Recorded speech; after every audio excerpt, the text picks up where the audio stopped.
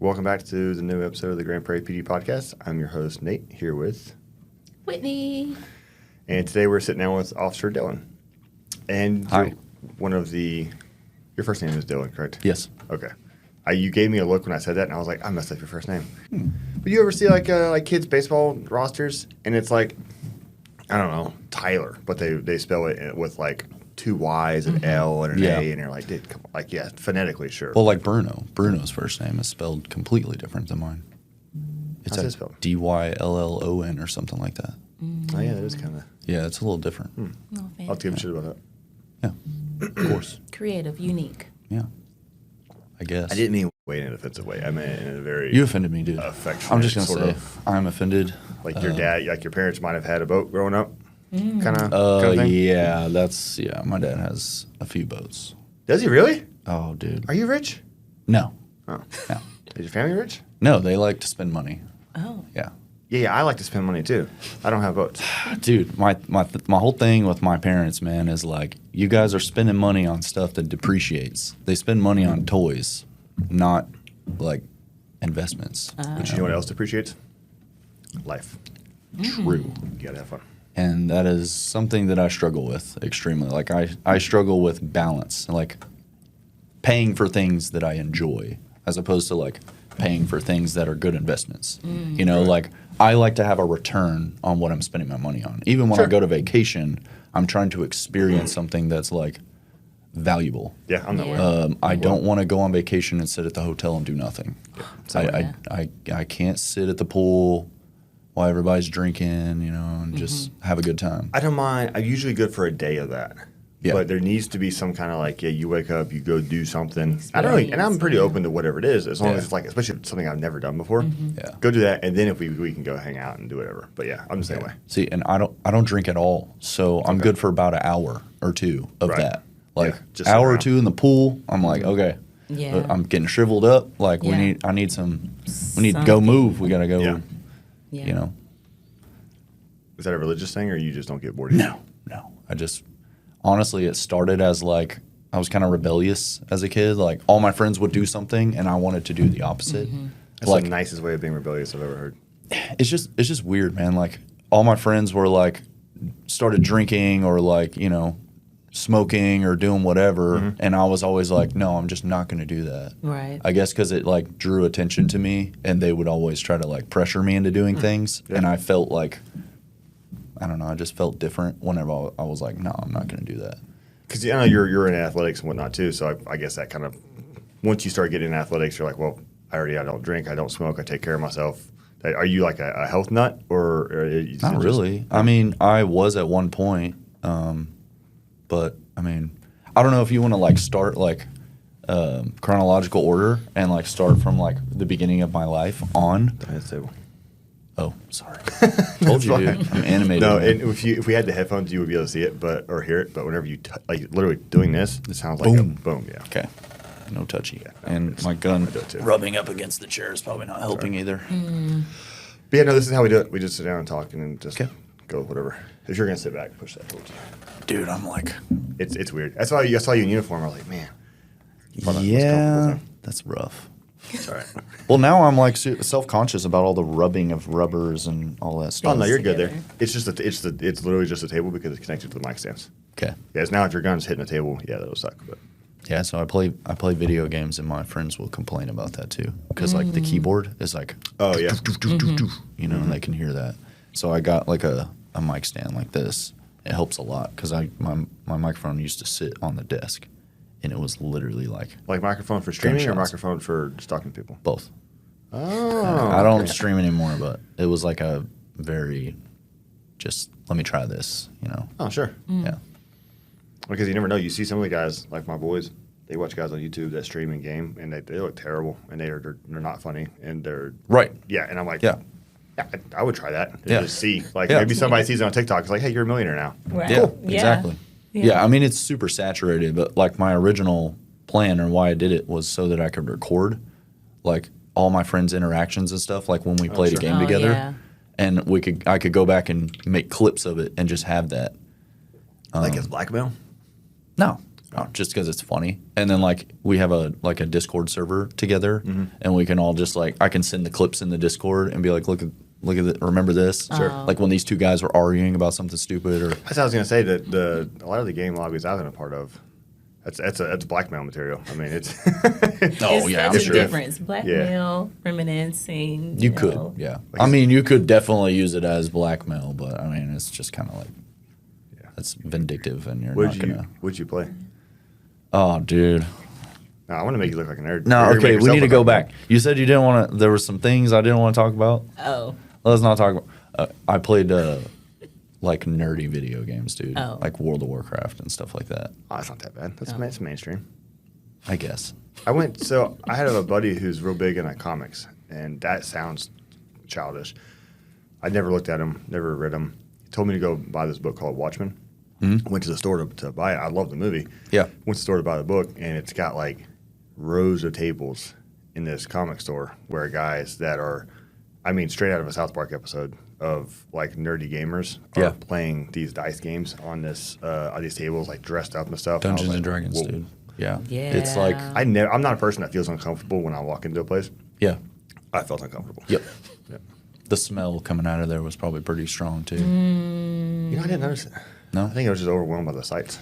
Yeah, dude. I like Dungeons and Dragons. I can't sit there and play the board, the pen and paper game. I can't do it, dude. I don't understand the concept. Like the idea that one guy stands there and tells you what happens. I was like, just tell that guy no. Yeah, he's the guy that creates the whole story for everything. Yeah. And you basically have to like make believe all this stuff in your head. You got to picture. So that dude needs to be a good storyteller. Wow. And yeah, it's a whole thing. Anyway, I don't really want to talk about Dungeons and Dragons. Like the time is ticking in my brain, and I'm like, oh, we got like an hour, and we're sitting here talking about Dungeons. we'll talk for an hour, 2 hours if we want to. Then he'll cut Okay, it. He cool. cuts it I down. was like, dude, No, if that's what I I say. spend my whole podcast Next episode topic. talking about Nah. Dungeons and Dragons, another level. Yeah. I mean, you don't drink and you play Dungeons and Dragons, so like, I don't play He Dungeons. doesn't play that. Yeah. So I like the computer games, like the ones where you actually see what's going on. Mm-hmm. You know, it's like books. Like I just cannot sit and read a book. I even have like these. that's like, how Matt is. He is illiterate, but who's that? Matt, Oh, who's that? There's somebody else our in the producer. Yes. Oh, okay. Yes. Bad.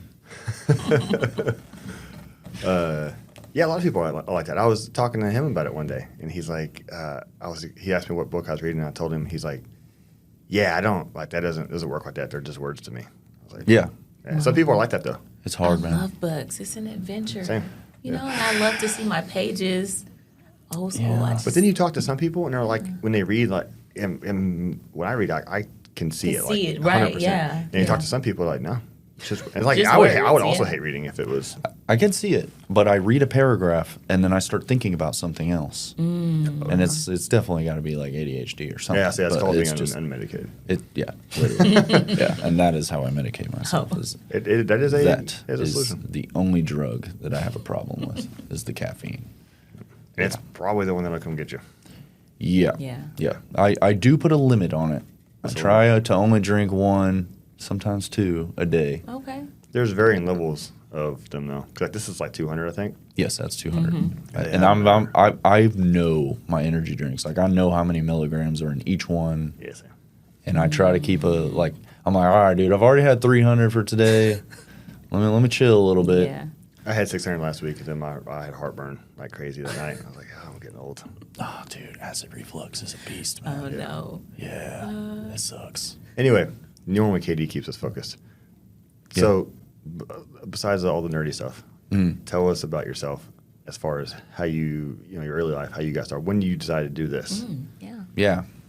Okay, so I guess I'll go back like when I was a kid. I just kind of like I grew up in a nice house until I was about like 7, and then when I was 7 years old, my parents got divorced, and then we moved to Mansfield. Like before Mansfield was a thing, it was just like a little farm town, and all there was fields. Yeah. So we moved into a trailer park, and I lived in a trailer for, it was like a year, I think. And then after, it was my mom met my stepdad basically, and that's why we moved to Mansfield. And we lived in Where'd this y'all move trailer. from? Huh? Where'd y'all move from? Fort Worth. It was okay. like 35, and man, I can't remember what road that Same is. same but- general area though. Yeah, yeah, it's Okay, not too far away. Okay. But yeah, I guess my stepdad had like this little like double wide trailer that was kind of half built, didn't have like a roof or something, and so we lived in this little trailer park for like a year until we moved into this other trailer park. And so just kind of grew up in that house. And my mom was a probation officer, and she worked behind the Mansfield Police Department. There was like a little section over there, it's still there. They're going to bulldoze it eventually, but her office was over there, and they ran the boot camp there. The boot camp. Yeah, there was like a juvenile boot camp over there Oh. until somebody died, and then they closed it. But Ooh. yeah, I guess that there was a huge thing. And, Oh, yeah. they closed it down. Yeah. Yeah. Well, it was like a whole. They had this like obstacle course, and I guess somebody wasn't supervising it, or I don't know. That's what I heard. Oh, I heard man. somebody fell off of the thing and ended up dying. Sorry, I keep hitting stuff. And yeah, dude, it just But yeah. So anyway, I kind of like grew up with her doing that, and then I mean, I don't know. I feel like that has something to do with it, but also at the same time, when I was growing up, I had no clue what I wanted to do, and I hated school. I mean, dude, I like slept in class because, like I said, I played a lot of video games, and I kind of got addicted to that freaking game on the computer. Yeah. And spent a lot of time doing that. But I skateboarded, and I rode BMX bikes. Like cool. I raced. So that was like the only. You race BMX bikes? Mhm. Yeah, Yeah. that was the thing. You didn't know that? Huh. I seen him like doing the tricks and grinding and whatever, but I never seen Yeah. him So race. BMX is actually like bicycle motocross.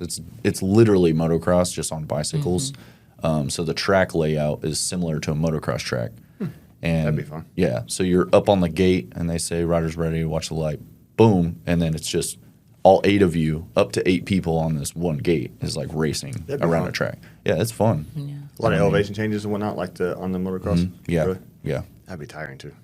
Yeah, it's extremely tiring. But the track is really short. It's not like motocross where you're like going laps and laps. Right. It's just one lap. Oh, okay. Cool. Yeah, you go around it as fast as you can one time. Wow. Yeah, and then you have multiple like different runs and stuff like Yeah. that. But yeah, I did that for a long time, and that was like the only really athletic thing that I did. Right. So, yeah. So anyway, after all that, I grew up and then graduated high school. Didn't really know what I wanted to do at all, and then just started getting like odd jobs. I worked for Kroger, worked in a machine shop. I worked for GameStop.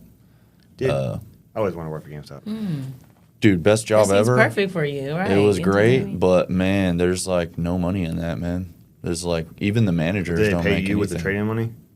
No, They you don't don't give make anything, dude. Like the only thing you get for like selling is they're like, oh, cool, we'll give you more hours. It's like cool, like Thanks. dude. There was times where they only gave me like 8 hours a week. Yeah, it was terrible. wow, man. Your yeah. hours are all based on like That's how hardly a well you job. perform. Yeah, it was not a job, and that's what my parents were always telling me. Like, dude, you gotta get something different. Right. So then I started working for like a warehouse, and I kept my GameStop job. Well, because they get good discounts, right? Yes. Yeah. And the best thing about working there is you get to check out new games. All the new things. Oh, yeah. So you can check out a new game and hold on to it for Like 7 a library? days. Oh, okay, cool. Yeah, literally like a library. So like Very cool. if something comes out, you don't want to spend the $60 on it. You're just like, well, let me take it home and play it, and But anyway, yeah. So after that, I got to let's see, how old was I? 19, 20, and then I found this security job, and I started working for a security company at the American Airlines headquarters, and I sat in a control room. It was similar, like the size of this office, and you just watch these computers all day, and you work in like 8-hour shifts, but most of the time I would work a double. So you do 8 and then another 8, and it was miserable, man. Yeah, I did a 16 at Lear last week. Dude, yeah. So like that, Yeah. you're sitting in your Probably car. even worse than that, though. Yeah, it's terrible. inside, yeah, it's just bad because you're just sitting there and like you don't have access to food, so you gotta order stuff. Oh, wow. Oh, that sucks. You're sitting in there with another person, but you gotta like coordinate with them. Like, hey, dude, like, can you cover me until I get back, and I'll go pick us up some pizza. That sucks. You just eat like crap, dude, and you Yeah. start gaining weight. And It's a good Anyway. training for being a cop. Yeah, exactly. Yeah. The radio was really kind of what got me going. I was like, okay, cool. I'm learning something, but everything else was just dry. But the guy I sat with, he was a retired NYPD cop. Oh, cool. And he did 25 years there. And he also did like 20-something years in the military, in the Army. So he had he was drawing like 2 pensions and Social Security. That's awesome. So he was just doing it because his wife needed him out of the house. Ah.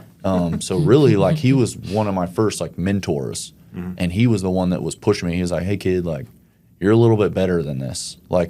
Look around at the people that you're working with, and I think you can do something better." And I just never thought of it. I was like, man, I'm making $10 an hour. Right, yeah. This is better than GameStop, you know. Right, yeah. So I'm like, all right, cool. I'll just do this, and no benefits, literally nothing. You're not making anything. So he just kept pushing me. At that age, we're not, especially You're as not guys, thinking we're about not it. thinking ahead. Exactly, yeah. And I had no plan. I was good with money. I saved up a lot of money. I bought a car working there. I bought a brand new car on my own. Yeah. But man, it was just, I had no goals or aspirations or anything. I didn't know about benefits. He taught me all that. And he was like, look, kid, you need to look at a city job. He was like, I know you live in Mansfield. He also lived close to Mansfield. And he was like, you need to look at a dispatcher job or something. So I started looking at it and I started applying because I was like, oh man, that pays pretty good. You get a retirement, benefits, all the stuff he was talking about. I was like, cool. Yeah, let me do that. And then plus with my mom being a probation officer before, I was like, okay, maybe, she'll put in a good word and that'll look good on my application. Dude, I probably put in 20 applications, 20 personal history statements. Oh, wow. Because I was not getting a call back. And one thing I learned from my mom was pressure. You have to pressure people. Yeah. You got to pressure jobs. I did not get the job at GameStop by putting in an application, getting a call. I was up there every day after school. Every day after school, I went straight up to the store and I would stand in there until the manager had a second to breathe. Right. And I'd be like, hey, sir, I'm here. I need you to look at my application. Yeah, I need this. Yeah, I need this job. Yeah, I need these games. I need these games, man. I can't afford these things. Yeah. So anyway, one day he just got tired of seeing my face and he was like, all right, I got to look at this kid's application, get him the heck out of here. Yeah. And he finally hired me seasonally or whatever. And so that's where it clicked. I was like, okay, that works. Yeah. And so I teach everybody that now. When I see people on the street, they're like, oh, man, I'm trying to find a job. I can't. I'm like, okay, so what are you doing, though, to get the job? Yeah. Are you going up there every day? They're like, well, they just tell me to apply online. I'm like, cool, go in there again. Say, hey, I applied online. Now what? You know, you got to follow up. You got to call. You got to call. Anyway. Which is ironically a perfect approach to employment, but not your dating life. If you get a no. No does not mean yes. Yeah. Don't show up every day. Yeah. Stalker. Yeah, do not do that. Yeah. Ooh, man, we got a lot of those. Anyway. So, yeah, So what department did you just harass? Mansfield. Okay. And I was harassing, man. And luckily in my job, I got moved to a position to where it was extra boring. They moved me up to the top floor and put me in a suit. So I had to wear a suit every day. To just be inside by yourself? Yes. Wow. The best part about it is they bought my suit for me. No, that's so I got to go and get tailored suits. So I got 2 or 3 of these things. That's cool. Yeah, that was good. That is. But when I say boring, I'm talking think of yourself sitting in here by yourself and not able to look on the internet, not able to really do anything. You just kind of have to sit there. I mean, I have 4 kids. That sounds magical. I mean, you couldn't even play on your phone, man. It does. I have 4 children as well, and just to do nothing. Yeah. Just contemplate my existence. Dude. Yeah. No talking and Yeah. interacting. Yep. I do agree with that. That's just because I have. I mean, 4 kids. I was Yeah. also sorry, I got to turn my radio off. Also, I was 21 years old, and I wanted to be out. Oh, yeah, doing your things. situation makes no sense. It was terrible, No, dude. yeah, It was that terrible. would be awful. I was miserable. So what I did, and I spent all my time doing, was I brought my personal history statement up there, and I started working on that thing. I started filling it out, and I would just basically do a new one every week or so. I'd Great be like, use of okay, time. yep.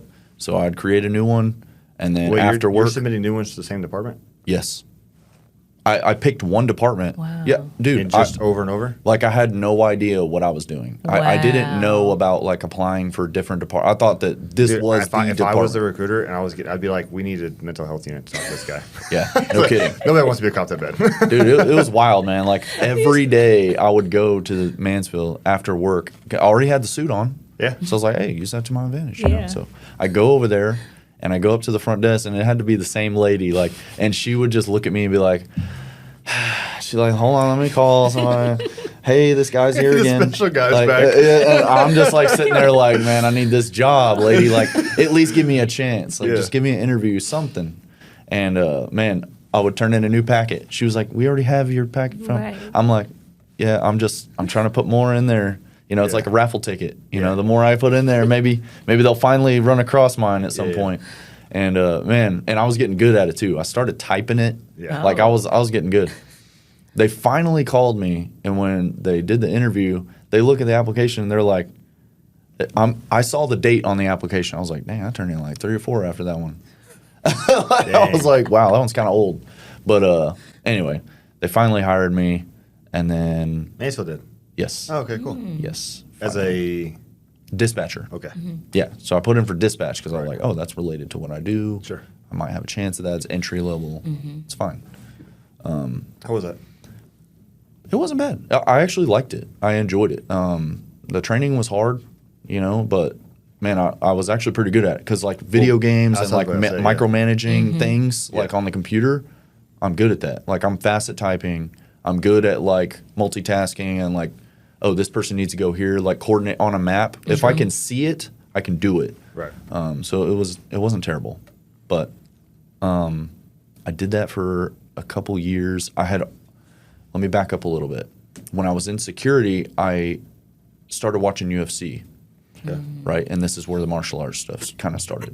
Because I started gaining weight from eating all this pizza. Right. And I was like, damn, I need to get back on the skateboard or I need to get back on the bicycle. I started bicycling a little bit more. And I was like, I started watching UFC. And that was around the time when John Jones was like, he was it. He was just destroying everybody in the UFC. And I heard that he was just kind of sitting on a couch and decided he was just going to go and join the UFC. And he started mopping the floor with those dudes. Yeah. And I was like, dang, that's kind of inspiring. Yeah. Like, I want to get in the gym and learn some stuff. Yeah. Plus, I had never learned how to fight, like, legitimately. Right. We used to do, like, backyard boxing and stuff and just beat the crap out of each other. We were even so bold as wearing UFC gloves and punching each other with no mouth guards. Oh yeah, dude. I used to Oh, do it was stupid it was stuff, too. stupid, dude. Like I Yeah. chipped so many teeth from that. So Like arrange it's- like backyard fights and stuff, like Kimbo Slice style. yes, Yeah. yes, yeah. Because those videos came out. It was like, was all right, like- here we go. I can do that. Yeah, exactly. And we did, and it was terrible. I mean, we were knocking each other out, and I thought it was a blast. Man. we'd knock somebody out, and it was like, yeah, like Yeah. everybody was so hyped. And then that, It's like your two buddies and the neighbor's dog, like cheering you on. yeah. So we were just doing all that. Anyway, so and then I saw this movie. I don't know if you've ever heard of it. It's called Just say- Ongbak. Okay, never mind. ONGBAK. What? I thought you were gonna say Never Bite Down. I was like, no.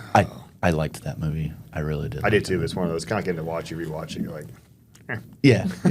Yeah. It was cool at the time. yeah, But yeah, I watched this movie and I saw the way this dude moved, and he was doing like Muay Thai basically, but it's like Muay Baran is what it's called. It's like it's like an art style. It's kind of like a dance almost, but Okay. the way he was moving, I was like, man, that's freaking bad.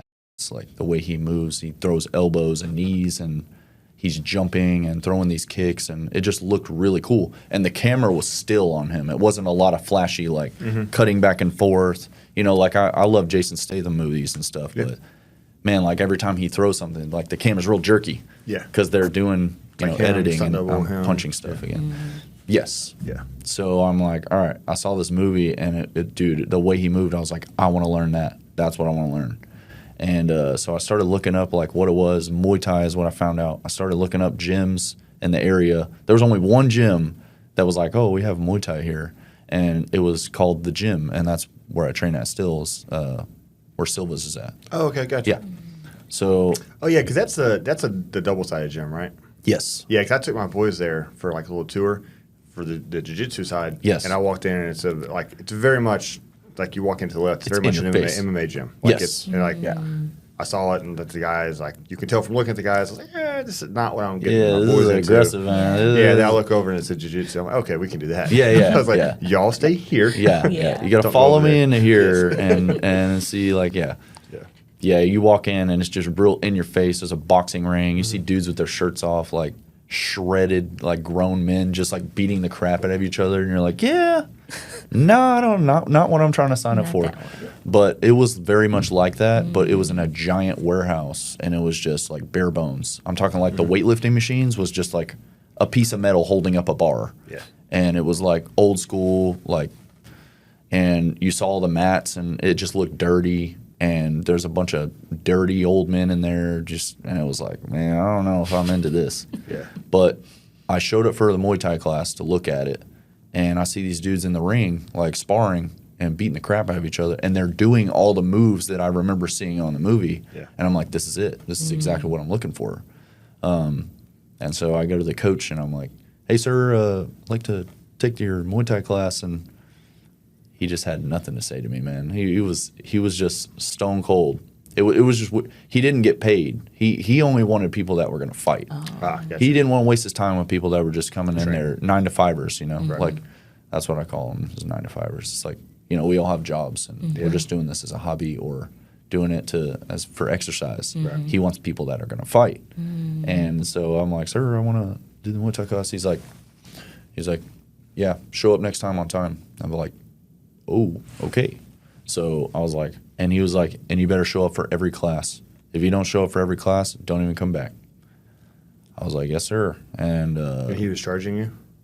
no, he wasn't charging me. Oh, okay. He wasn't Yeah, getting he was. paid. He was doing it for free. Okay. But the gym let him do that, let him have his own class there, just because he loved the sport. He didn't take any money from the guys. He didn't take any money. He didn't make nothing from the gym. And it was a late class. It was like 8:30. It was after everybody else was done. Right. And so he stayed there from, I think it was 8:30 to 10. It was like an hour and a half. Anyway, so I start showing up to this class, man, and he had me in the mirror just like jab crossing for like 6 weeks, just nonstop. Like all I was doing was throwing like a 1-2, and I'm on the concrete barefoot. It is like rough, dirty concrete, and I'm like, I rubbed blisters into my feet, and it was gnarly, man. It like felt like the Karate Kid movie, you know, the wax on, wax Yeah, off. well, yeah, Yeah. over and over. And I'm sitting there like, dang, this sucks. And like all the other guys are on the mat shadow boxing and like doing drills and like doing cool stuff, the stuff I want to do. And I was like, I gotta earn it.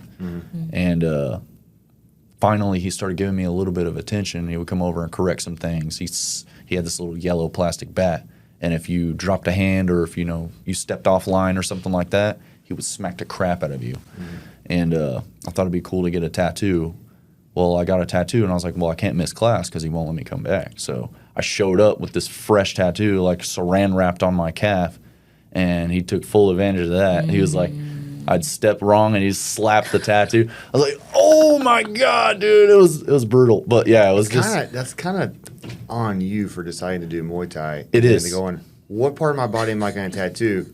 Oh, my legs. Yes, exactly, exactly. Which, in my anyone that's mind- not familiar, it's your primary or secondary maybe weapon. That's what they're known for, is the kicking. So Yes, yes, yeah. And so I just, in my mind, I was like, okay, I want to get the tattoos on my legs so I never have to wear like long sleeves. Because I knew like in the workforce, it is a pain. yeah. So that's why I was It's a like, pain in let me some just- places. In some places I hear it's not. Yeah.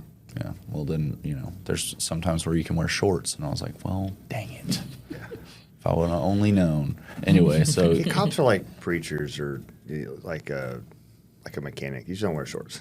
Like if you're wearing shorts, I don't take you seriously. Yeah. So There's no reason for it. I just don't. Unit. Yeah, I'm just kidding. bike unit's a bunch of nerds. They're Can confirm. There's a couple that aren't nerds, but Yeah. for the most part, they are nerds.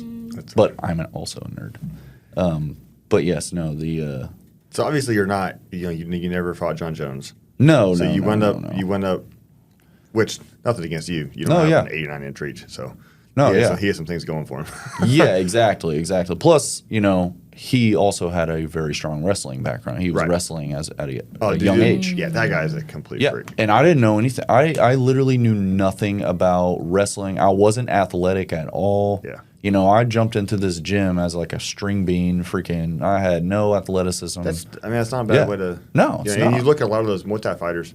That's exactly what, like, Yeah. especially like if you look at the guys from from Thailand, Right. It's like if that guy starts talking trash to me, or he wants to resist wrestling, I'll handle you. Yeah. You're this tall, you're this Yes. big around, but oh my god, you Yes. watch those guys fight. Oh, it's nuts. Brutal. It's nuts. Yeah. Can you explain what Muay Thai is in case, someone's like, what exactly is the difference between maybe that, BBJ? Like, what are the differences? Or like regular kickboxing. Yeah. Yeah, so Muay Thai is kickboxing. It's everything kickboxing is, but with knees, elbows, you can punch to the face. Like in American kickboxing, there's a lot of rules. Karate, there's a lot of rules. You can't like punch in the face, and there's just so many rules.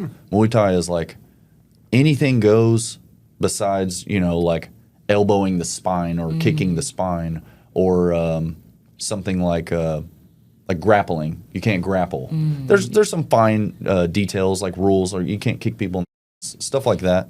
But for the most part, it's just kickboxing with elbows and knees, and then there's clinching as well. So in boxing, when the guys will hug on each other, that's okay in Muay Thai as long as you stay busy. So you can hug on each other, but there's a lot of knees and elbows going on inside the clinch. So that's a fun aspect too, and that's actually something I excel at too, because I don't punch super hard, but if I can clinch with you, I'm really tall, so I can kind of bear my weight down on your head and break you down. So yeah, anyway.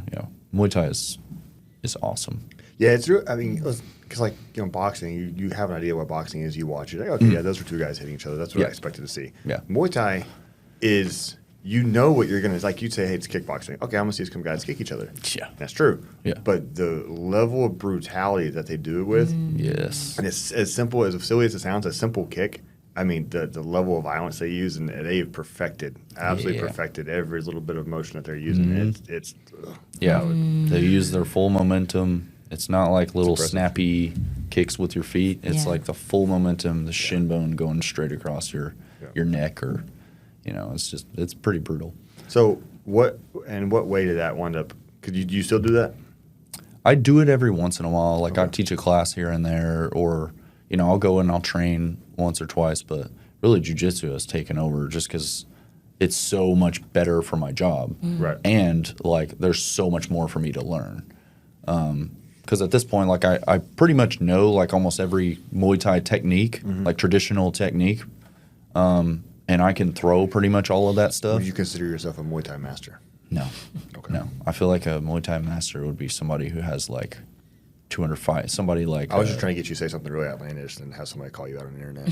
yeah, I really don't want that. And that's what I want to avoid. I don't want people, because a lot of people think like, oh man, he's like a Muay Thai fighter. Like Right. that's what I wanted to be. And initially, I'm in the gym training, everybody kind of builds themselves up and they're like, oh yeah, I want to do this. Like I seriously wanted to do it. Yeah. And then as I'm working in dispatch and like after my first like fight and stuff, like I started training a lot. And after about a year, I started sparring and then realized like, oh man, there's a lot more to this than just hitting pads. I went the opposite route. You just started sparring. I was like, I'm getting it. And the place I was at was cool with it. They were like Yikes. almost the opposite. Oh, Yikes. yes. Wildly irresponsible. Yeah. The Just almost the the opposite of internet. like you staying here in Jap for 6 weeks like you here. Yeah. They're like, you want to get punched? Go get punched. Cool. Wow. Yeah. And then if you stuck around, they're like, okay, cool, we'll train you. I mean, that's not the worst thing ever. But if you want to scare people away, I mean, that's a pretty good way to do it. Weed 'em out. The guy that taught me, his name is Chris, but he scared people away by this medicine ball hazing workout. It was basically like a torture session. And so if you watch Never Back Down, the way he like gets that guy, the initiation, that's kind of similar to what he did. He would give you this medicine ball, and for the entire hour and a half, he's got you doing these workouts with this medicine ball. Yeah. And there's no break. He said that you cannot rest. If you want to rest, you have to hold it up above your head. So you're sitting there with this medicine ball while everybody else is kind of like chilling, and you're just like, oh God, I'm going to die. And then, like we always had guys that came in, I was in the military, like I can handle myself. Or you'd have these like college athletes or high school football players. They'd always come in with this ego, like, no sir, like I can beat somebody up, like I can handle this. Yeah. And they would be smoked on the ground and just run out and just leave. And it was just it was a rough environment, man. Like you had to really want to be there. And I don't know, I just stuck around. I really liked it. And I feel like that was like my military boot camp, like essentially. I'm not gonna say it's as hard or as like strenuous, but that was what humbled me and like really brought me, like gave me respect, you know, for like everybody. So that was like a really good piece of my life. But no, go ahead. I was gonna say, how did you mentioned that jiu-jitsu was kind of taking over? How do you transition into jiu-jitsu? So after that year or so, and then I started sparring, and I met a guy named Eric, and it was Eric Flores, who teaches the jiu-jitsu at Silva's. Right. He was training with us because he opened up the jiu-jitsu at the gym. So they would do jiu-jitsu right before Muay Thai on the same mat. Yeah.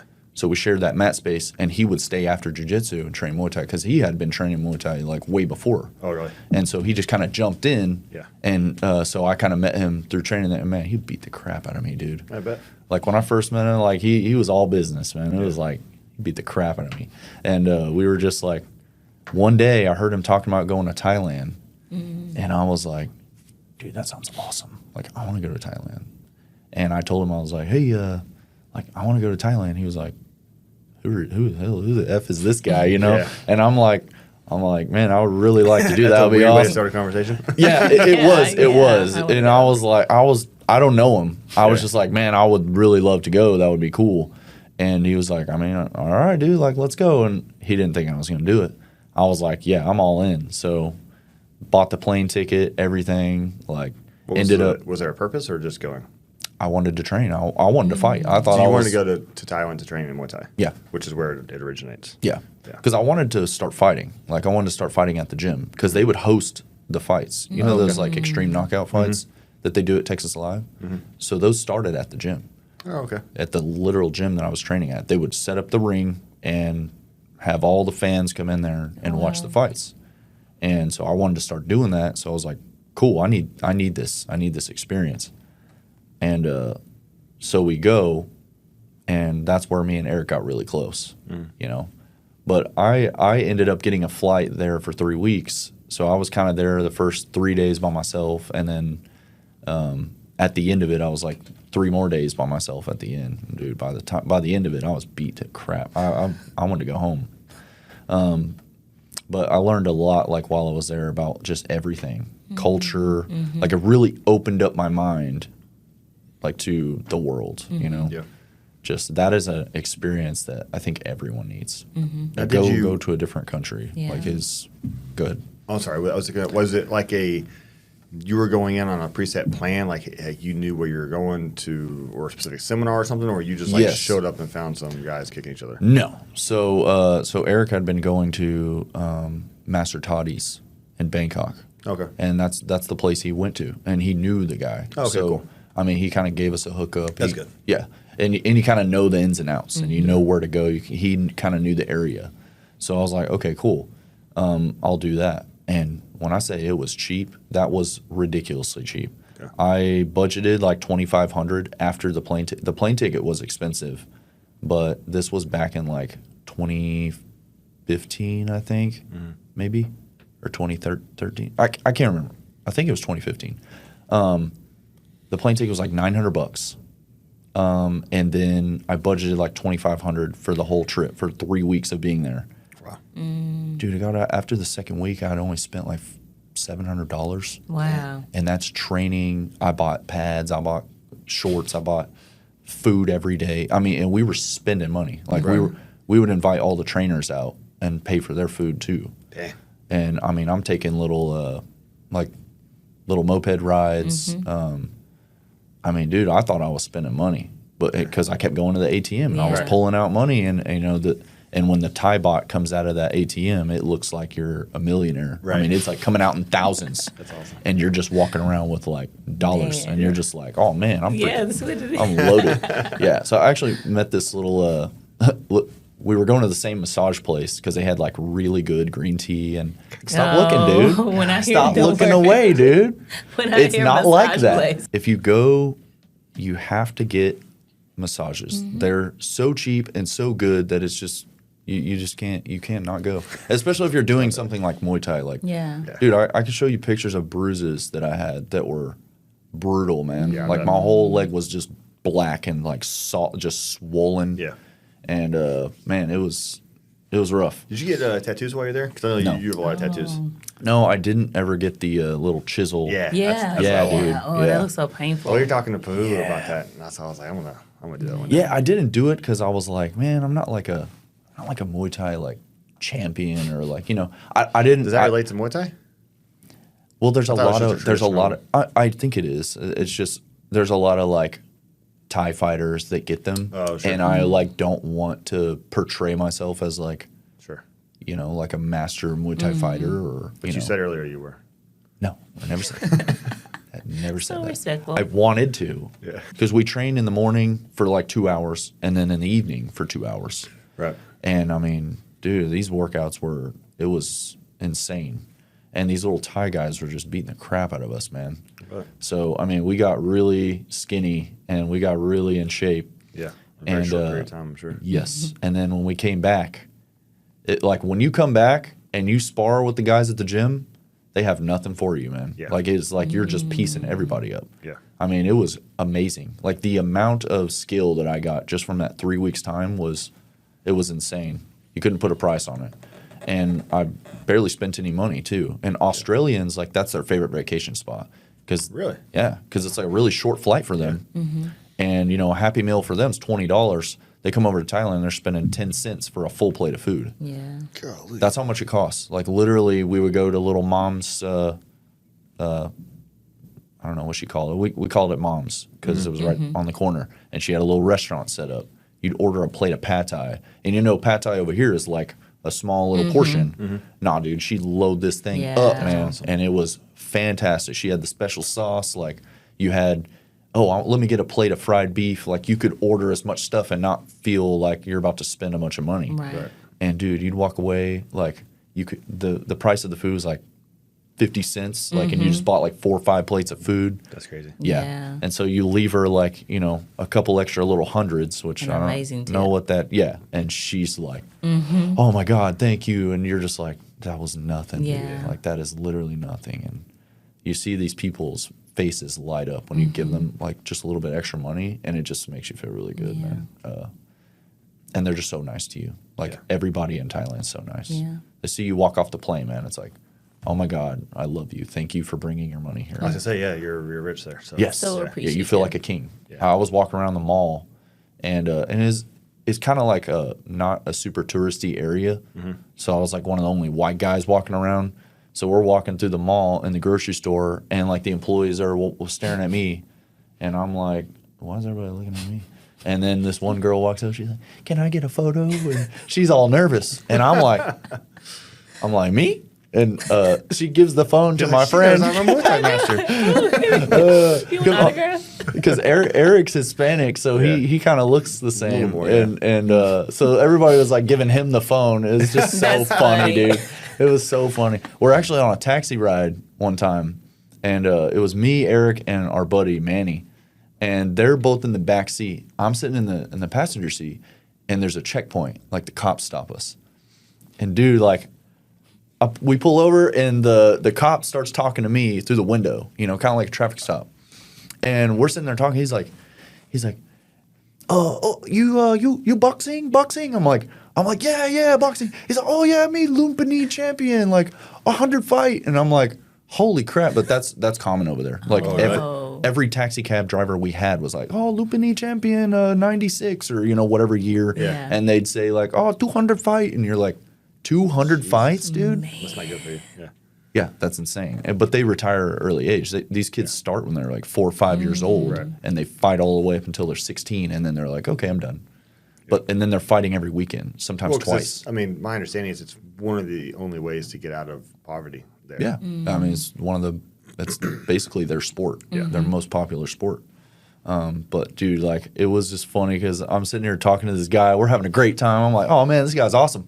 And I'm like, okay, I work in law enforcement too, and it's just cool to see this Thai guy like in a uniform. And then meanwhile, the two guys in the back are getting yanked out of the car. I didn't know this was even happening, man. You're just having an awesome I'm just having a great time. I'm like, cool, man. I feel like so cultured right now. Like In reality, it's the opposite. It's like the embodiment of. It is so bad, and my buddies are getting yanked out of the car, and they're Hispanic, and like, and dude, literally, like, I look back, and these fools are like standing on the side of the road, like getting searched. Man, they're like going through their pockets, and dude, they look like they're just like scared. And Eric kind of looked pissed off. He's like, man, what the hell, man? And I brought you here. He's like, Jack with that guy too. Yeah, and they put him back in the car, and they're like, okay, goodbye, and we leave, and I'm like, what? I don't get certain, like, what's going on here? And they're like, man, that was racist, man. Like, that was some bullcrap. I'm like, dude, what the heck happened? They were like, man, they thought we were some kind of like drug dealers or something. I don't know. I was like, man, that was crazy, but that wasn't the only time something like that happened. It was just so weird. That's funny. Yeah. Awesome for you though. Yeah, good for me, you know. Yeah, Hey, sure. that's cool. And helpful for them because you all were together, so that helped them out probably too. Yeah. It's true. You know? Yeah, they're like, oh, they look less suspicious. Yeah. I'm just like, it was crazy. Get him man. t-shirts like we're with the white guy. Yeah, we're with him. We're with came him, together, man. yeah, Come we're on, okay. leave us alone. Yeah, no, it was a good time. But So then you make the transition from dispatch to Grand Yes. Prairie. Did you have to like go stalker mode on Grand Prairie to get hired, or was it pretty streamlined? no. So what ended up happening was when after like the fighting thing was going on, man, like I got my first fight finally and went through with it. Like after it was all said and done, I won, you know, it was cool. And I was like, man, this is fun. I want to keep doing this. But like as I kept trying to do it, like these guys would back out like a week or 2 weeks out. And you're sitting there starving yourself. You're training. You put all this money and effort into like food and cooking. And I'm still working in dispatch. So I'm cooking like this like grilled chicken with no freaking seasoning, you know, and then like plain vegetables with no salt, no nothing. I'm not eating like any carbs because I'm trying to like drop weight. I'm trying to like, dude, at one point I was like 172 pounds and I was like, I'm 6'5". That's So I'm how like, tall are you? yeah, and I was miserable. And all these girls are in there eating freaking Roadhouse or Texas Roadhouse rolls and Yeah. and I'm sitting here just like, God dang it, man. And this one dispatcher I work with, Stop laughing. dude, she would send me on a run to Roadhouse and I would man. she would buy like a $30 steak, loaded baked potato, What? like French fries. Nah, I'm not doing that run. And then she said, oh, I want get us extra rolls. So it was like 3 boxes full of freaking. Oh no. And then she'd be like, okay, after that, I need you to go to Walmart. I want you to get the buttercream cake. Who's this person? No. One of the dispatchers. Man. Dude, That's a lot of food. She had to have Dispatchers. all this stuff. And I'm like, I'm sitting there starving, dude. I'm like, oh my God, I just want to eat some of this stuff. And dude, she'd have me pick up like a whole cake.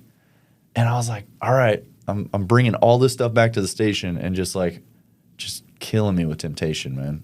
Yeah. No. And so you Great do discipline, that, though. right? Man, But it was like amazing. I want to be ready for that fight. I want to actually have abs when I'm up there. You know, like I want to look good. I don't because you get all the lights on you and man, it's Well, also, you don't want to die.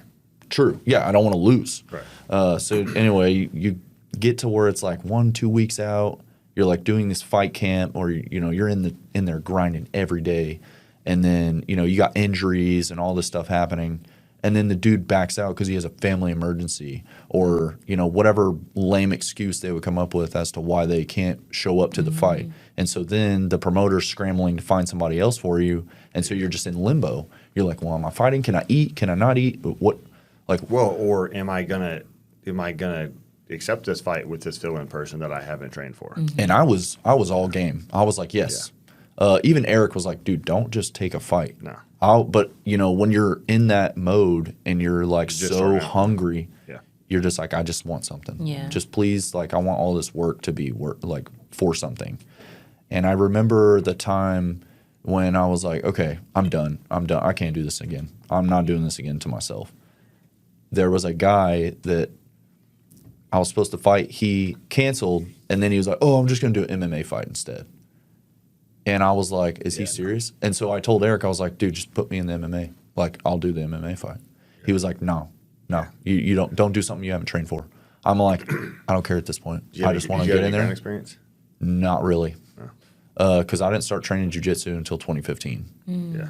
So there wasn't very much. And I know now, like after my first jiu-jitsu tournament, which was 2 or 3 years after that, right. Dude, like I would have got murdered on the ground. It would have been just bad. But in my mind, I was like, oh, Muay Thai, like somebody tries to take me down, just throw a knee. Yeah, I learned that the hard way that is not. No. You got one shot. If you miss that knee, dude, you're on the ground and it's over. And it better be a hard knee. And it better land. Yeah. Because you see how it happens in UFC. Like, dude throws flying knee, lands on the ground, has no ground game, it's over. Yeah. And that's what happened to me the first time I trained jiu-jitsu. Anyway, after that dude backed out, and that had been the second or third time that happened to me, I was like, I can't do this anymore. And I was already kind of looking at the cops that I worked with, and I was like, man, I kind of want to try that. Because I knew none of those guys knew how to fight. None of them knew how to do any kind of like hands-on outside of the academy. And I was like, dude, I can handle that. Yeah. Like all I got to do is learn how to shoot. Yeah. You know, and I wasn't very good with guns, but I was like, man, I can probably learn how to shoot. Yeah. And so I started kind of transitioning my mind. I was like, I could make more money. I could be more successful. Like there's so many more opportunities out there. Kind of get out of the chair, because the chair, you know, I can only watch so much YouTube. Yeah. And but I started learning a lot watching YouTube, lifting weights, and that's how, like that kind of went hand in hand in Muay Thai. My legs would be beat up, and I could sit in there and just recover. You know, there was a lot of benefits. Anyway, after that, Eric came up to me. It was like in 2015, and it was like after Thailand and all that stuff. He's like, dude, why don't you do jiu-jitsu, man?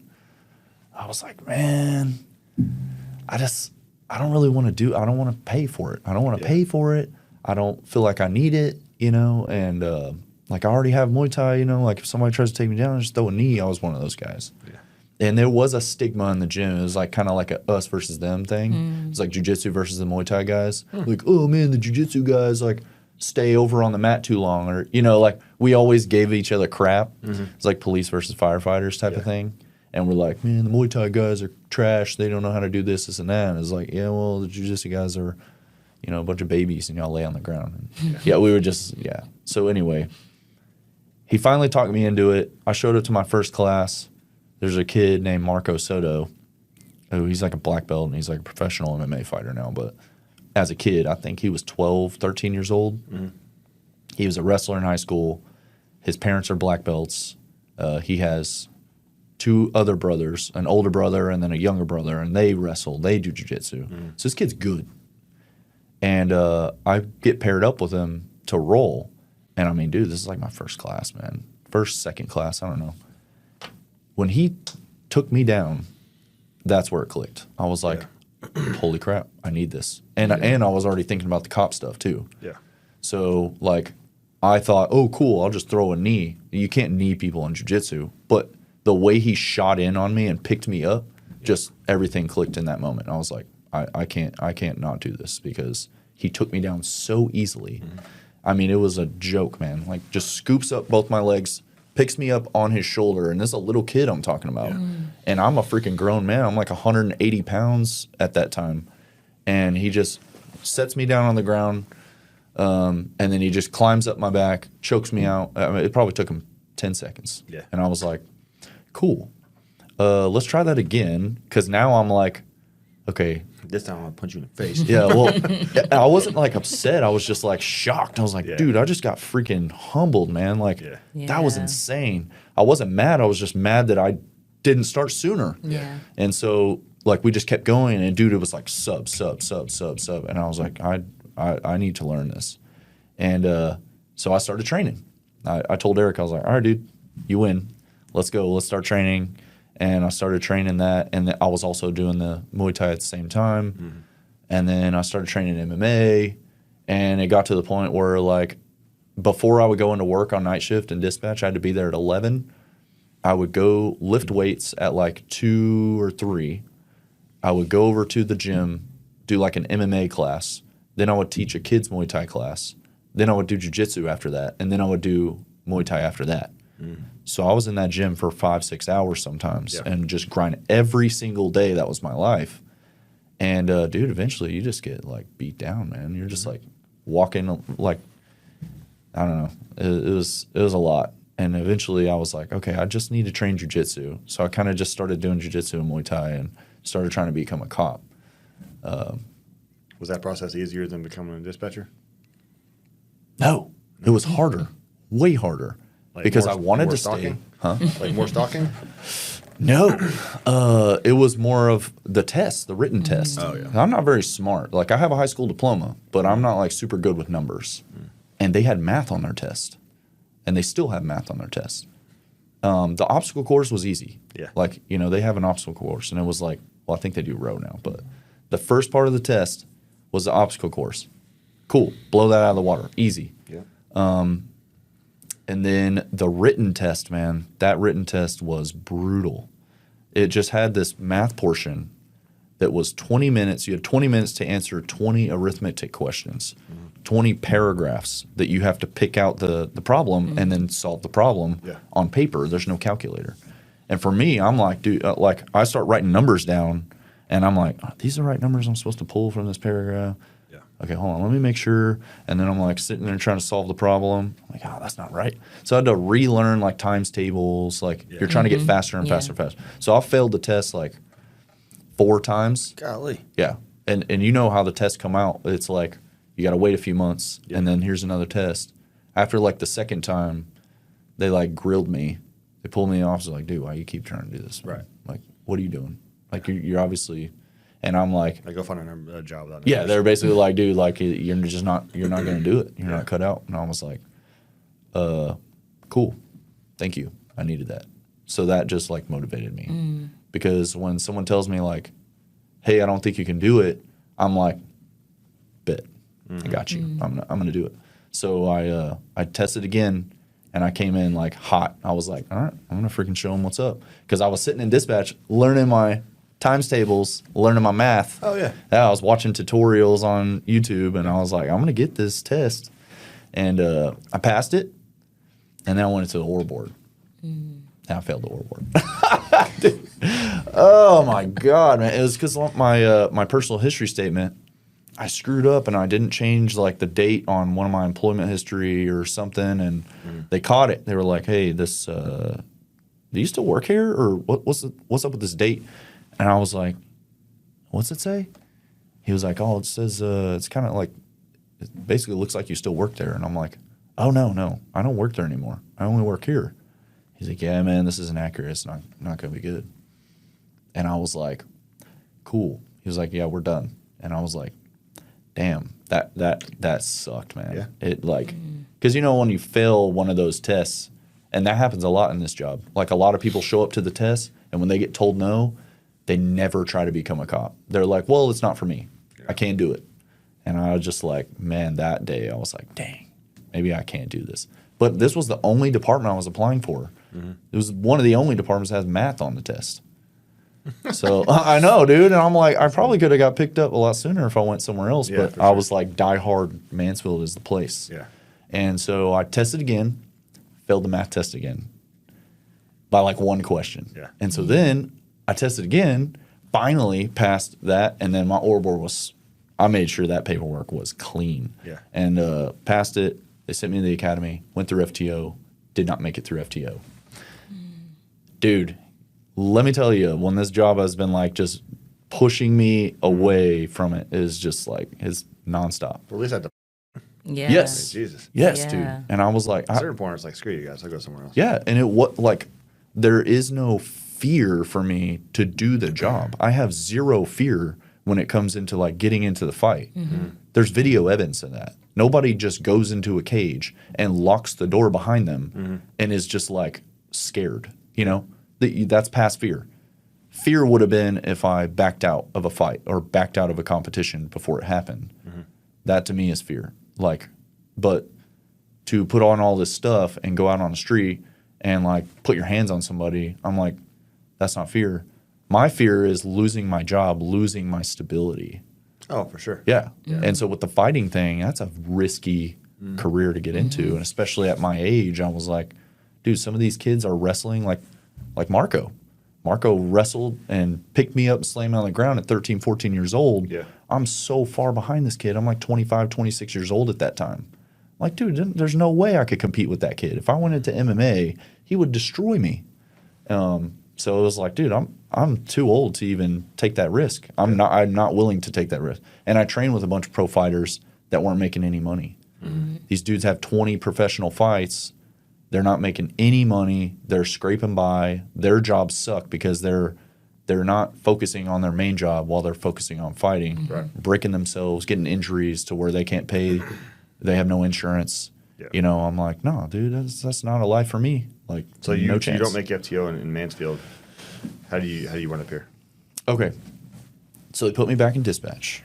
They're like, oh, I think you'd be better in there. So I'm like, okay, cool. And luckily, the manager was nice enough to be like, oh, dude, we'd love to have you in dispatch. That's no problem. So I go back in there. I work there for a little bit longer. I was just going to stay. I was like, okay, well, this is where I'm at. This is me. And some of my fellow officers that I worked with there, fellow training officers, one of the captains there, they were all telling me, dude, you need to go somewhere else. You got to try somewhere else. Like, you kind of got screwed over. Like, I don't think they see what they don't see you. And I was like, really? Like, I was like, again, just like, okay, so maybe it's not just me. And I went and put in for, they were like, I think you should go to like a small department. So I looked for small departments, Dalwhinton Gardens, Pantego. I applied for Pantego. Dude, I got my interview there. They like hired me on the spot. Really? Yeah. It was like badging up. I didn't know you worked there. Wow. Yeah. Yeah. So I worked there for 2 years. Oh, okay. And dude, FTO there, breezed right through it. I mean, I was arresting people. I was writing tickets like crazy, man. Wow. Yeah, because that's all they do there. Yeah. I mean, there's like hardly any calls for service. There's just, it's a 1 square mile town. And did that, loved it. I was just going to stay there forever until I met Nowak. Okay. Yep. So I went to like a ground fighting school in like Midlothian. And it was like a, what was it called? Blue Shield Tactical. Just one of those courses, you know, you go to, and they do like ground grappling, control, rest control, stuff like that.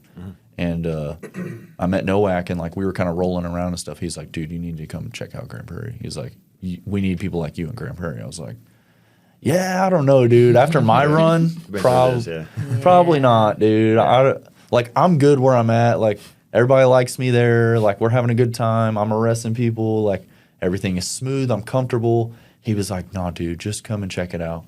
And he got my number and just kept blowing me up, man. And finally, I was like, all right, let me look it up. I looked up the website, and I saw that there was an open house. I was like, okay, let me go to this open house. I go to the open house. Perez is like kind of at the front of it was in the community room.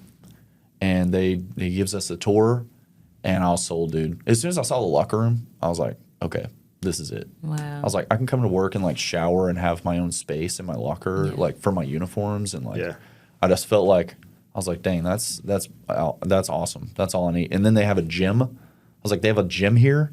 Yeah. I was like, I can come work out, like shower and change in the same spot. Because, dude, I was bouncing around. You're like cheap date, dude. I'm a cheap date. That is like, hey, a fact. we make this much money. We have these benefits. Like, yeah, but you have lockers? That's it. Yeah. Done. I mean, the 20,000, more that I was going to get coming here, that hurt. did not hurt at all. But I was sold when I saw the building. I was like, we have all this space, and it just felt good. And then there was all the units too. I was like, cool, there's a lot of growth. Yeah. Because I was like, dude, I'm looking at doing at least 20 years. Oh, yeah, you have to. Yeah. And I mean, at the time, I only had like 6 in TMRS. So I was like, I got at least 14 more to go. Right. So I can't just be sitting in a small department with no growth. Like, why not take a shot, Sure. And if I didn't make it, then I didn't make it. And I planned on coming here and testing and failing and going through the whole thing that I did in Mansfield. Yeah. I was like, I'm going to do that all over again. But I got this. I'll show up, I'll test, I'll fail, and I'll get better. Because I didn't know what the written test was like here. And that practice test that they gave us, because I showed up for the practice test. That practice test was rough, man. Like I definitely failed that one. It was hard, and I was like, ooh, this one's gonna be rough. But there was no math, so I showed up for the real test, and I had been running. I was like, I gotta be super good on the physical with low test score. So I did my 1.5 miles. It was like, no, hold on, the physical was after the written. Yes. So I did the written, and dude, I had to pee. Bro, it was bad. Like, Oh no. I was literally one question away, and I was literally about to pee myself. I was the guy. I stood up because I was like, whoo, because I drank an energy drink before, because I had to be all like hyped up for this test. And I was like, I gotta get this. I gotta nail this. So that was a mistake, man. Do not drink an energy drink before you take the written test, man. And they wouldn't let us go to the bathroom. So I was like, God, I stood up real fast, and one of the recruits was like, hey, do you need something? I was like, Are you having a breakdown? I was like, I got to go to the bathroom. And she was like, yeah, you can't go to the bathroom. I was like, that's all right. I just need to stand up for a second. I got this. One question. And it was one of the ones that's like a long paragraph. And I was like, I can't sit here and read this one. I was sweating. That one. Anyway, so finally I sat down. I was like, okay, did it. Took my Scantron to Slater. And I was like, I failed. I was just wait for it. I just, in my mind, I had already set myself up to fail. Yeah. I tried really hard. And he's like, 84, congrats. I'm like, I passed? So I was super hyped. I'm smart now. Dude, I was hyped, man. I was so hyped because I was like, I have literally been training, like running and doing push-ups. Yeah. And So now you're good. yeah, I was like, oh, it's on. It's Yeah. on. So when I hit the track, dude, I ran and I got like a 10 minute something 1.5 miles.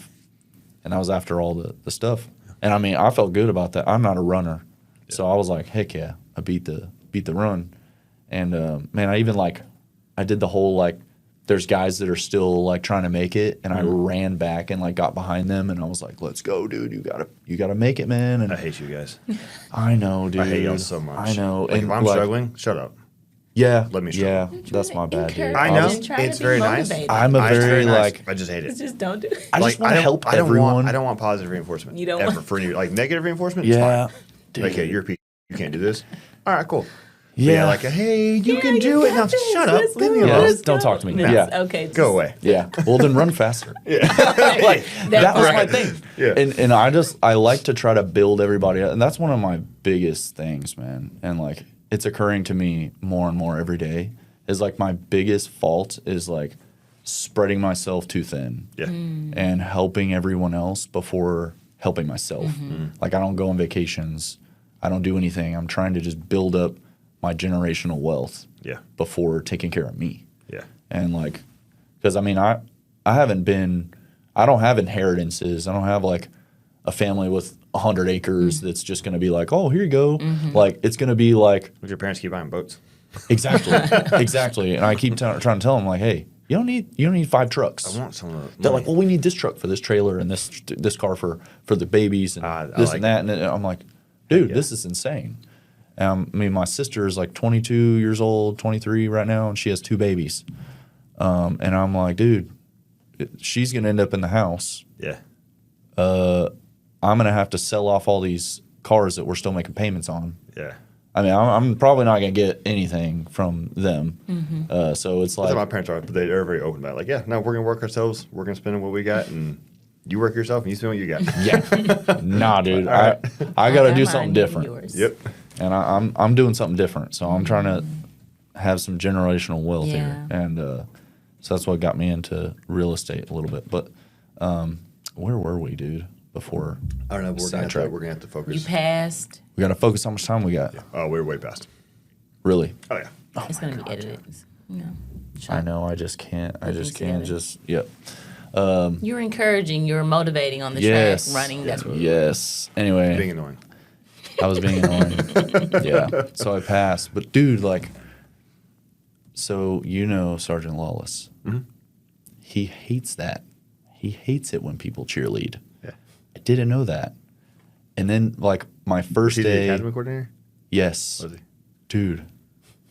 My first time like Super nice guy. actually. Yes, of course. except when he's in charge of a recruit. Because he was a Marine Corps drill instructor. Yes, So. yes. Love him. Love this guy. I respect him so much. Oh, And where I screwed up, man, was like my first day at the academy was like, okay, so they gave us a paper for the conditional job offer. The first day of the academy is this date and this time.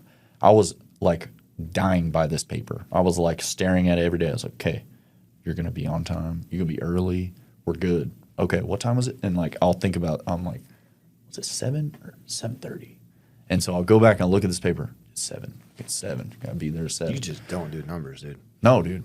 No, it's bad. Like my alarms are like 6:30, 6:45, No, I do 7. that too, yeah.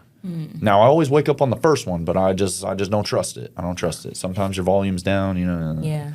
So, but I wake up and I'm good. I'm like 30 minutes early. I'm at 20 and Lake Ridge, and I don't drive toll roads. When I first started, I didn't. I do now because I can't do it anymore. I can't sit at red lights. But I didn't drive toll roads, and I was sitting there like at the red light, about to turn left to go northbound on Lake Ridge, and I get a phone call from Slater, and he's like, "Hey, where are you at?" I'm like, "Sir, I'm at 20 in Lake Ridge.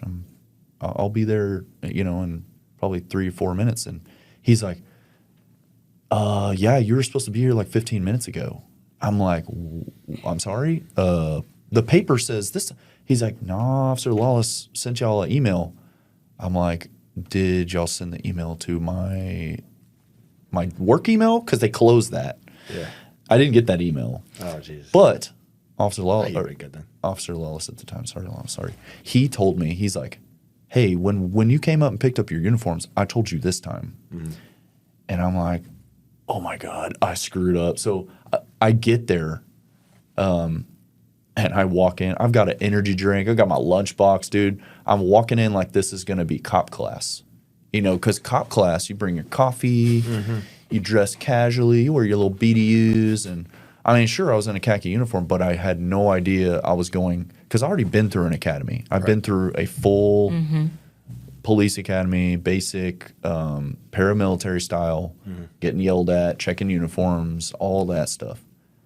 And when I became a cop, I started taking the cop classes. And I'm like, oh, dude, this is so much better. So much more chill. And you thought that's what you were walking into? I just, for some reason, I don't know, dude. Complacency, I guess, And so I show up and I'm like, oh, okay, this is going to be cool. Like orientation, basically. Like, dude, I walk. Spoiler for everybody. It's not. Not like that at all. Do not ever think that. And way harder than the first academy, I'll say. Like physically, brutal, dude. Yeah. Like some of my classmates, I was like, they ain't gonna make it, dude, because they are struggling. Yeah. Luckily, I had some kind of like athleticism that saved me. But man, if I didn't, I would have probably died. We had a dude I thought was gonna die because he freaking went to the hospital. Yeah. The first week, man, he went to the hospital. He was in there all weekend. So anyway, so I walk up to the computer room. He comes out the computer room, and he's staring at me hard, with the eyebrow. And I'm like, well, I'm fired. I was like, he's about to send me home. I had zero doubt. He was just going to be like, see ya, you're done. And I was like, well, hopefully Pantego takes me back. Like, that's just everything that was going through my mind. I was like, well, shit, dude. Like, hopefully I'll have a job somewhere. Yeah. And he was like, why are you late? And we had the whole conversation of like, sorry, sir, like I was going by the paper. He was like, I told you a time. I'm like, I am so sorry. Like you probably did, and you probably did. And I'm sorry. I don't remember. My mind was on the Guns and Hoses thing because I was trying to do Guns and Hoses for Pantego. And I asked him about Guns and Hoses when I was picking up my khakis because that was my main like question. And I was focusing. I was like, do not forget to ask him. And he told me, like, probably not a good idea while I was in the cat. I was like, okay, cool, that's fair. And then I just, like, that's all I remembered from that. And, but anyway, no excuses. It was just a whole thing. And he was like, all right, go sit down. And I was like, oh, man, I cannot believe I, like, made Survived it. that. Yeah. And then I was embarrassed because the whole class is staring at me. And then I have an energy drink, and I found out about that later on, too. that it was like, hey, no caffeine during the academy. I'm like, yeah, we couldn't have caffeine at all. That's stupid. Dude, it was hard, man. That doesn't make sense. I'm gonna tell you that was like one of the hardest parts because sitting in death by PowerPoint. Yeah, that's rough. My thing is, if you were late to something, don't have anything in your hands that make it look like you stopped. Agreed. On the way, yeah. Agreed. My wife doesn't understand that. She'll be late to work with Starbucks in her hand. You I'm cannot like, do that. How does your boss not cuss you out? You cannot do that. Yeah, absolutely not. I buy my Celsius by the case, so that's my I'll say that as well. yeah. No, it trust me, dude. I was like, oh my god, how embarrassing, man. And for the rest of the time I was there, I was like, I cannot be late ever again because I already burned my one chance. Yeah, sure. Yeah. So, but anyway, it was good after that. Like, I did okay. Like, I just tried to stay under the radar, not be the guy that's like, yeah, I'm the best here and I'm badass type of guy because I already have experience. When you start off late, True. that's a good little knock you down. Like, Yes. I can't. Even if you are the best at something, you're like, I can't say it. Yes. Yeah. Because they're Still that like, guy. yeah, you're the late guy. Yeah. Don't. At least that's me. That's how it is in my mind. Like anytime Yeah. I mess up, I'm like, everyone just looks at me and thinks that one time you messed up. Yeah. But we're gonna wrap up. Yeah. That's fine. But before we do, you have a unique kind of position in that you failed numerous times. Yes. So you have that perspective to speak from. But if anyone else is in your position, I don't know if you've watched these before, but we kind of always extend this opportunity to kind of talk to people who are in your position or in a potential officer's position, but particularly someone in your spot where like, hey, maybe they're hitting roadblocks or they're kind of giving up on it. Well, what would you say to someone in that situation? Do not give up. Like, you cannot give up. You have to be persistent. If a department tells you no, that just means no right now. Unless it's something crazy, Unless they use the words like criminal trespass. Yeah. If they say that, then yeah. Yeah. Or, like, hey, this is like stalking. Right. Yeah. If they pull out the penal code, If, it's time to pump the if brakes. they're like threatening you with charges, then Right. probably not good. Yeah. But if you didn't go into your interview and you're like, yeah, man, I do a bunch of cocaine and stuff on my off days or something crazy like that. Which happens. It happens. It absolutely happens. I've heard stories of people saying that stuff in interviews. I'm like, why would you ever? Yeah. I get it if you said it in a lie detector test or something like that, but like in the interview, you just told the chief that you. It's wild. What are you doing? I don't understand that. But just you cannot quit. You have to stay persistent. Like if they told you no, it's like, hey, that's a no for right now. Yeah. Like come back, test again later. And they may not say that, but you have to be persistent. And I think persistence shows that you really want to be here. Now, if you're applying for like 50 different departments and you don't have your goal or your mindset on one in particular for a certain reason, then you're spreading yourself too thin and like you're putting your eggs in too many baskets. But I would say pick one or two, have your reasons, have like a strong like will to want to work there, and just don't quit. You have to just keep trying. If it takes you 10 times testing there, like when they tell you no, you just come back, do it again. It takes you 10 times, dude. Like it takes you 10 times, So, and we actually have somebody that's in the process now that I told that, and he listened, and it's working. Good. So I'm like, hey, dude, it works, man. Yeah. It works. But anyway, Cool. yeah, That's good. Good Well, advice. We appreciate you sitting down with us, man. of course. Hopefully you didn't miss answering too many calls. I don't know because I turned off my radio. 'Cause, like I don't want to have to be like this every 5 seconds. Like, oh, well, I don't know what's going on here. Yeah, but yeah, All right, buddy. Well, appreciate it, man. cool. Thanks, you. Matt, for the guest production. All right, guys. Till next time. Till All right. next time.